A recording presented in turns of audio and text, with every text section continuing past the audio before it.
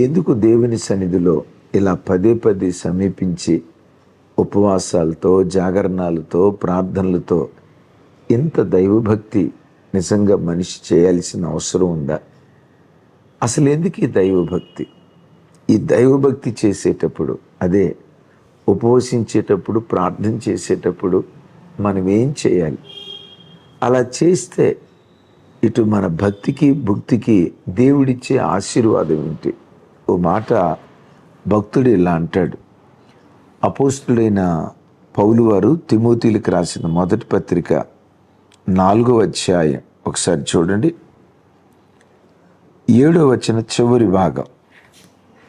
4వ అధ్యాయం 7వ వచనం చివరి భాగం.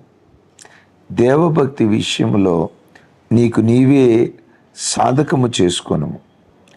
శరీర సంబంధమైన సాధకం కొంచెం మట్టుకే ప్రయోజనకరము కానీ దైవభక్తి ఇప్పటి జీవమునకును రాబో జీవము విషయములో వాగ్దానముతో కూడినదైనందున అది అన్ని విషయములలో ప్రయోజనమైనది. విన్నారా?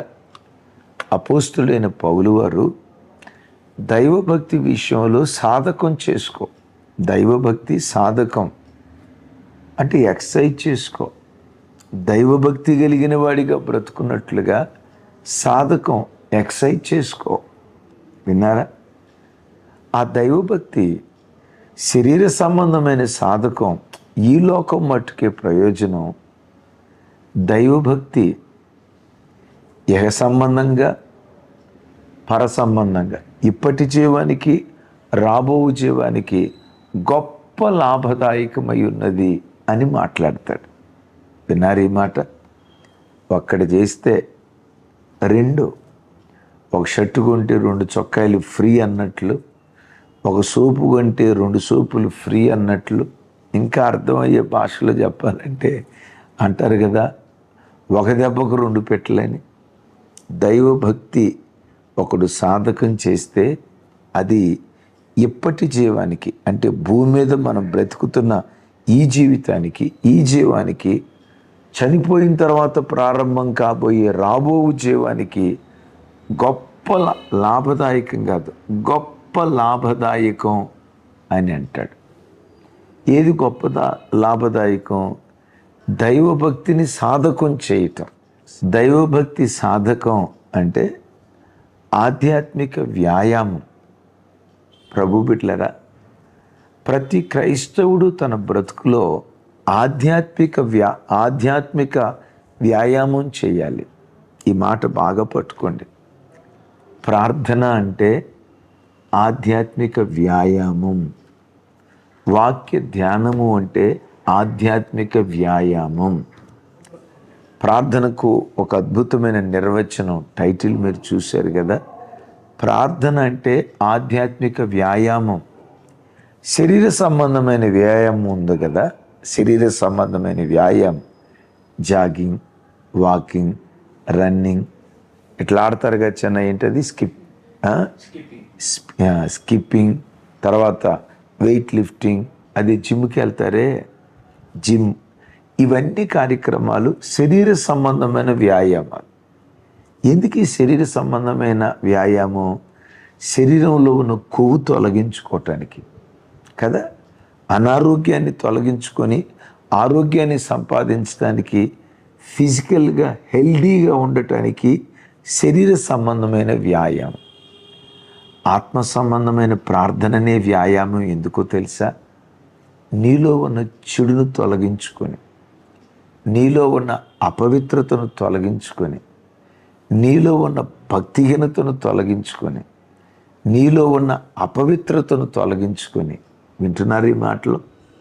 ఈ ఆధ్యాత్మిక వ్యాయామం ఎందుకై అంటే మనలో ఉన్న చెడును తొలగించుకోవటానికే ఈ ఆధ్యాత్మిక వ్యాయామం.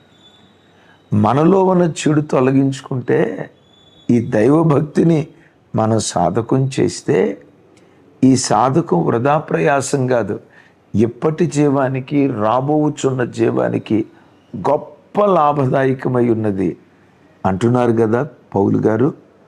దైవజనులు రాజశేఖరయ్య గారు ప్రార్థనను గురించి ఒక చక్కటి నిర్వచనం చెప్తారు.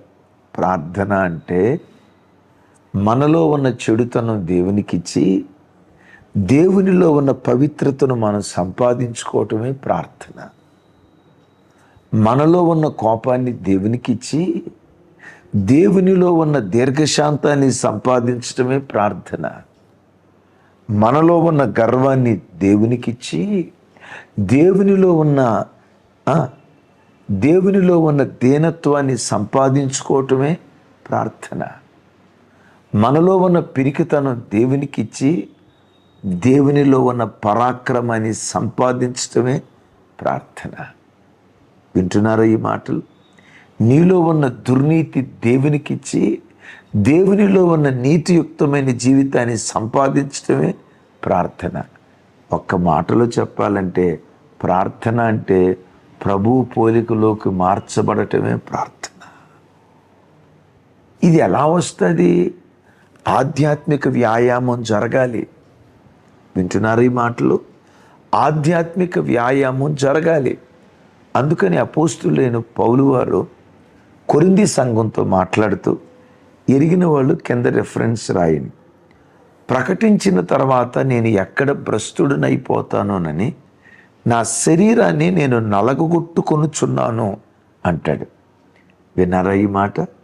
ఏమంటాడు? శరీరాన్ని నలగొట్టుకుంటూ ఉన్నాను.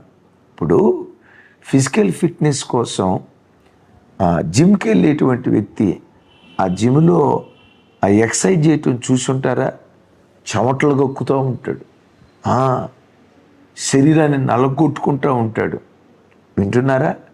బాబోయ్ బాబోయ్ నరాలు తెగిపోతాయేమో అన్నట్లుగా ఆ నరాలు అట్లా బయటకు వచ్చేటట్లు, బాబోయ్ అసలు ఎంత నేనంట ఆ జిమ్కి వెళ్ళి కండలు గరికి ఇచ్చేదానికంటే ఇంట్లో పని శుభ్రంగా చేస్తే అసలు నాకు తెలిసి జిమ్కి వెళ్ళాల్సిన పని లేదు. ఇంట్లో బట్టలు ఉతకరం, ఆ బట్టలే కానీ ఉతికితే జిమ్తో పనే ఉంది చెప్పండి. ఇల్లు ఊడవరం, ఆ ఊడిస్తే ఇంటి పని చేస్తే పొద్దున్నే జాగింగ్ ఎందుకు సార్? అట్లా కానీ వెళ్ళొద్దని కాదండోయ్. ఫిజికల్ ఫిట్నెస్ కోసం ప్రతి క్రైస్తవుడు జాగ్రత్త తీసుకోవాలి. ఎందుకో తెలుసా? ప్రతి క్రైస్తవుడు, భక్తి కలిగిన క్రైస్తవుడు దీర్ఘాయుష్తో బ్రతకాలి. ఎందుకో చెప్పమంటారా? మనలాంటి భక్తి పరులు బ్రతికితే మరి ఎక్కువగా ప్రార్థన చేస్తారు. మనలాంటి భక్తి పరులకు దేవుడు ఆయుష్ ఇస్తే లోకంలో నశించిపోతున్న ఆత్మల కొరకు కన్నీళ్లు గారుస్తాం. మన ప్రార్థన ప్రపంచానికి రక్షణను భిక్షగా ప్రసాదిస్తుంది కదా. ఫిజికల్ ఫిట్నెస్ అవసరమే. అంటే ఫిజికల్ ఫిట్నెస్ సాధించడానికి ఊరక రాదు బాబోయ్, చెవంటలు గొక్కుతా. నాకు తెలిసిన ఒక అన్న ఉన్నాడు, రోజు జిమ్కి వెళ్తాడు. ఆయన వయసు 61 సంవత్సరాలు. ఎప్పుడు కలిసినా ఏమంటాడు తెలుసా? అన్నయ్య నా వయసు 61 కాదు 16 అంటాడు. ఆయన వయసు 61 కానీ ఏమంటాడు తెలుసా? 61 కాదన్నా 16 అంటాడు. ఒకటి ముందుకు జరుపుతాడు. ముచ్చి అంటాడు, చూడన్నా ఒకసారి ఇట్లా పట్టుకోండి. నిజమే, 61 సంవత్సరాల వయసులో ఉన్న ఆయనకి కండబట్టుకుంటే చూడండి కండబట్టుకుంటే ఎముకను పట్టుకున్నంత గట్టిగా ఉంటుంది. అన్న ఎట్లా వచ్చిందన్నంటే, అన్న జిమ్కి వెళ్తే చెమటలు గొక్కుతానన్న అంటాడు. విన్నారా? ఫిజికల్ ఫిట్నెస్ సాధించడానికి చెమటలు గక్కాడే. ప్రతి క్రైస్తవుడు స్పిరిచువల్ ఫిట్నెస్ సాధించాలి. ఆమేన్. స్పిరిచువల్ ఫిట్నెస్ సాధించాలి. స్పిరిచువల్ ఫిట్నెస్ సాధించాలంటే ఎలా? శరీరాన్ని నలగొట్టాలి. జిమ్ములు కాదు సుమి, దేవుని సన్నిధిలో ఉపవాసంతో ప్రార్థనతో శరీరాన్ని నలగొట్టాలి. జాగరణాలతో, ఉపవాసంతో, నిద్ర చంపుకొని, ఆకలి చంపుకొని ఎవడు శరీరాన్ని నలగొట్టుకుంటాడో వాడు ఆధ్యాత్మిక ఫిజికల్ ఫిట్నెస్ సాధిస్తాడు. అపోస్తుడైన పౌలు గారు సేవకొచ్చిన ప్రారంభ దినాల్లో చంచలమైన మనసు కలిగిన వాడు. ఈరోజు అనుకున్నది రేపు చేయలేకపోతాడు, నిన్న అనుకున్నది ఈరోజు చేయలేకపోతాడు.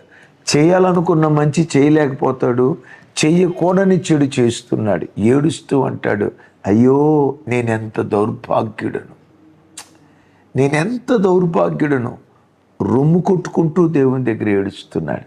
తమ్ముడు, చెల్లి, నీ జీవితంలో కూడా ఆదివారం మందిరానికి వెళ్ళి వాక్యం విన్నప్పుడు ఇక బ్రతికితే దేవుని కొరకు బ్రతకాలి అని బెలూనుబ్బినట్లుగా భక్తిలో ఉబ్బిపోతూ సోమవారం బలంతో ఉండి మంగళవారం బుధవారం వరకు బలంతో ఉండి ఇక గురువారం వచ్చేసరికి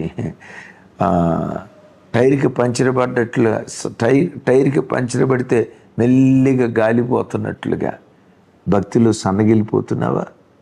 శనివారం వచ్చేసరికి పూర్తిగా గాలిపోయి ఊగిసలాడుతూ మందిరానికి వెళ్తున్నావా? ఆలోచించు. చంచలమైన మనస్సా? పౌలు గారు అంటాడు, ఈ చంచలమైన మనస్సు కలిగి నేను దౌర్భాగ్యుడను.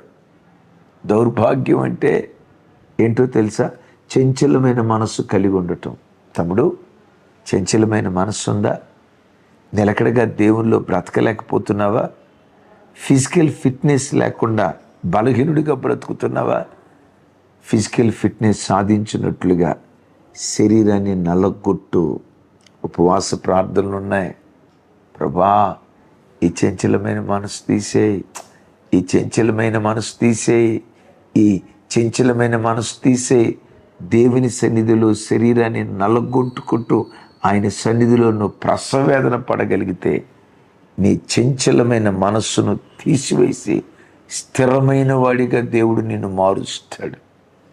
ఎస్, ఈ చంచలమైన మనసు కలిగిన పౌలు, దౌర్భాగ్యుని అన్న పౌలు తర్వాత ఏమంటాడో తెలుసా?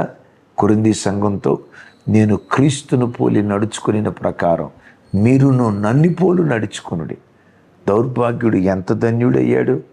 ఎలాగో చెప్పమంటారా? శరీరాన్ని నలగొట్టుకోవటం ద్వారా. మరో మాట చెప్పమంటారా? పేతురు వారు సేవకొచ్చిన తొలిడి దినాల్లో ఆయన పేరు సీమోను. సీమోను అనే పేరుకున్న అర్థాల్లో మరొక అర్థం ఏంటంటే రెల్లు, ఇటు అటు ఊగిసలాడేవాడు. నిజమే, పేతురు గారి ప్రారంభం ఇటు అటు ఊగిసలాడేటువంటి ఆధ్యాత్మిక జీవితం. ఆ సీమోను తర్వాత ఏమయ్యాడో తెలుసా? కేఫా. కేఫా అనగా బండ లేకపోతే రాయి. రెల్లు అటు ఇటు కదులుతుంది, రాయి కదులుతుందా? అటు ఇటు కదిలిపోయే సీమోనును కదలని కేఫాగా, రాయిగా దేవుడు మార్చాడు. విన్నారా తమ్ముడు? చంచలమైన భక్తి జీవితమా? రా ఉపవాస ప్రార్థనకి. కుటుంబంలోనే ఉపవాసం ఉండి ప్రార్థన చేయి. చంచలమైన మనసును తీసివేసి కేఫా వల్లి స్థిరమైన వాడిగా దేవుడు నిన్ను మారుస్తాడు. ఎలా మారాడు ఈయన? అదే, యేసుక్రీస్తు వారు ఆరోహణమైన తర్వాత మేడగది మీద 10 రోజుల పాటు మేడగది మీద శరీరాన్ని నలగొట్టుకున్నారే, ప్రార్థనతో ఉపవాసంతో నలగొట్టుకున్నారే. ఆ నలగొట్టుకునే పరంపరలో ఈ చంచలమైన మనస్సు కలిగిన వాడు స్థిరమైన వాడిగా మార్చబడ్డాడు. ఆధ్యాత్మిక స్పిరిచువల్ ఫిట్నెస్ సాధించాలంటే వాడు జిమ్కి వెళ్ళినట్లుగా, ఎస్, ఫిజికల్ ఫిట్నెస్ కోసం జిమ్కి వెళ్ళినట్లుగా దేవుని మందిరానికి వచ్చి ఉపవాసంతో దేవుని సన్నిధిలో పోరాడాలి. ఆమేన్. అద్భుతం. వాస్తవంగా పౌలు వారు చాలా ఆవేశపరుడు. పేతురు వారు కూడా దుడుకు పేతురు అని అంటారు. అసలు వీళ్ళు ఎంత రూపాంతరం చెందారో ఒక మాటలో చెప్పాలంటే చూడండి, కొరింథీయులకు రాసిన మొదటి పత్రిక అపోస్తలుడైన పౌలు వారు ఇలా అంటారు. వాస్తవంగా పౌలు వారు తన సేవా ప్రారంభంలో దమస్కు గుమ్మం దగ్గర ప్రభు ప్రత్యక్షమైనప్పుడు, సౌలా సౌలా నీవేళ నన్ను హింసించుచున్నావు అంటే పౌలు ఏమన్నాడు? నీవెవడివి ప్రభువా? అక్కడే ఆయన పొగరు, ఆయన అహంకారపు మాటలు మీరు అర్థం. ఎవడివి ప్రభువా? ఎవరివి కాదు, ఎవడవు ప్రభువా? ప్రభు అంటున్నాడు, ఎవడు అంటున్నాడు. ఎట్లాంటి పొగరబెట్టిన మనిషి చూడండి. అలాంటి వాడు అలాంటి వ్యక్తి ఎంత సాత్వికుడయ్యాడో చెప్పంటారా? చూడండి, కొరింథీయులకు రాసిన మొదటి పత్రిక 4వ అధ్యాయం 11వ వచనంలో, మీరు గనులు, మేము గణహీనులం, ఈ గడియ వరకు ఆకలి దప్పులు గలవారం, దిగంబరులో పిడిగుద్దులు తినుచున్నాము, నిలువురమైన నివాసం లేదు, స్వహస్తాలతో కష్టపడి పని చేయుచున్నాము, నిందించబడి దీవించుచున్నాము, హింసించబడి ఓర్చుకొనుచున్నాము, దూషించబడి బతిమాలు కొనుచున్నాము, లోకమునకు మురికిగా అందరికీ పెంటగా ఇప్పటి వరకు ఎంచబడ్డాము. ఏంటంట? నిందించబడి దీవించుచున్నాం, హింసించబడి ఓర్చుకొనుచున్నాం, దూషించబడి బతిమాలు కొనుచున్నాం. ఏంటంట? థో అని ఊస్తే వాడిని బతిమలాడుకుంటున్నాడంట. ఒకప్పుడు పౌలు థూ అనే అవకాశం ముందిచ్చేవాడు, ఆ పేట కొట్టు వదిలిపెట్టేవాడు. అంత ఆవేశపరుడు ప్రజలు పెంటగా ఎంచిన, మురికిగా ఎంచిన వాళ్ళ బ్రతిమలాడుకుంటున్నాడట, దూషించిన వాడిని దీవిస్తున్నాడట. పౌలా, ఎంత సాత్వికుడిగా ఎలా మారేవయ్యా, ఎంత దీన మనసు కలిగిన వాడిగా ఎలా మారేవయ్యా? ఎలాగో చెప్పమంటారా? శరీరాన్ని నలగొట్టుకోవటం ద్వారా ఉపవాసాలు, జాగరణాలు, ప్రార్థనలో మోకరించి ఆధ్యాత్మిక వ్యాయామం చేశాడు. ప్రార్థన అంటే నీలో ఉన్న ఆవేశాన్ని దేవునికి ఇచ్చి దేవుని నెమ్మదిత్వాన్ని పొందుకోవటమే ప్రార్థన. నీలో ఉన్న కోపాన్ని, గర్వాన్ని, అహంభావాన్ని, డాంబికత్వాన్ని దేవునికి ఇచ్చి దేవునిలో ఉన్న సాత్వికాన్ని పొందుకోవటమే అసలు శిస్సులో నిజమైన ఆధ్యాత్మిక వ్యాయామం. పేతురు గారు కొడి ఎంత దుడుకు. పేతురు మలుకు చెవిది ఎగ్గొట్టాడు. ఓ సందర్భంలో చిన్నవాడు సేవలో పౌలు పేతురు నువ్వు చేసింది తప్పు అని గద్దించాడు. గలతీ పత్రికలో అందరి ఎదుట గద్దించాడట. పాత పేతురు అయితే కత్తి తీసుకొని 2 చెవులు తెగ్గొట్టేవాడు. తెగ్గొట్లా ఒప్పుకొని దిద్దుబాటు చేసుకున్నాడు. తనను గద్దించిన పౌలు గారిని గూర్చి అంటాడు, మన ప్రియ సహోదరుడు పౌలు, అబ్బో ఆయన రాసిన పత్రికలు అమోఘం. 2వ పేతురు పత్రికలో పౌలు గారిని అంత గొప్పగా కనపరుస్తూ మాట్లాడతాడు. అయ్యయ్యో దుడుకు పేతురు, ఎంత దీనుడు ఎట్లా అయ్యావయ్యా? దుడుకు పేతురు, ఇంత సాత్వికుడు ఎట్లాగా అయ్యావయ్యా? ఆధ్యాత్మిక వ్యాయామం జరిగింది నాలో. తమ్ముడు, ప్రజలందరూ పొద్దున్నే ఫిజికల్ ఫిట్నెస్ కోసం ఎక్సర్సైజ్ చేస్తా పరిగెత్తుతున్నారు. ప్రతి క్రైస్తవుడు అరుణోదయపు దినాన లేచి స్పిరిచువల్ ఫిట్నెస్ సాధించాలి.